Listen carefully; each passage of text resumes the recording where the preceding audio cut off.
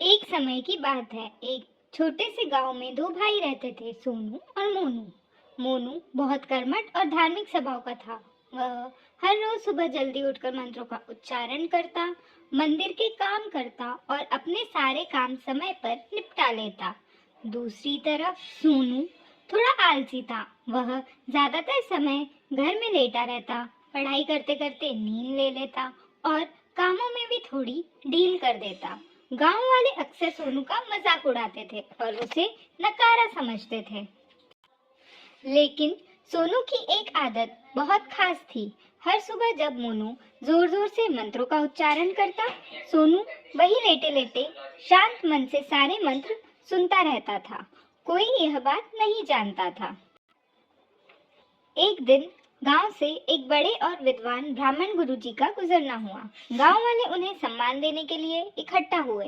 गुरुजी ने मोनू को बुलाकर उससे कुछ मंत्र पूछे, क्योंकि सभी जानते थे कि वह रोज मंत्रों का उच्चार करता है।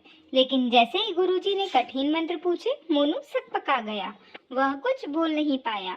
उधर पीछे खड़ा सोनू यह देख रहा था। अचानक उसे आगे बढ़कर बड़े ही शुद्ध और स्पष्ट स्वर में मंत्रों का उच्चारण करा। गांव वाले यह देखकर दंग रह गए, जिसे वह निखट्टू समझते थे। वह इतनी सुंदर और सही उच्चारण मंत्र बोल रहा है। ब्राह्मण गुरुजी भी बहुत प्रसन्न हुए।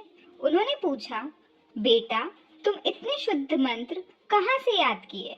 सोनू मुस्कुराकर बोला, गुरुजी, मेरा बड़ा भाई रोज सुबह जोर जोर से मंत्र पढ़ता है। मैं लेटे लेटे उसे बहुत ही ध्यान से सुनता रहता हूँ और मुझे धीरे धीरे सब मंत्र याद हो गए। ब्राह्मण गुरुजी ने सोनू को खूब आशीर्वाद दिया। कहानी की सीख, कभी भी किसी को बाहरी व्यवहार या आलस से मत आकिए। हर इंसान में अलग प्रतिभा होती है।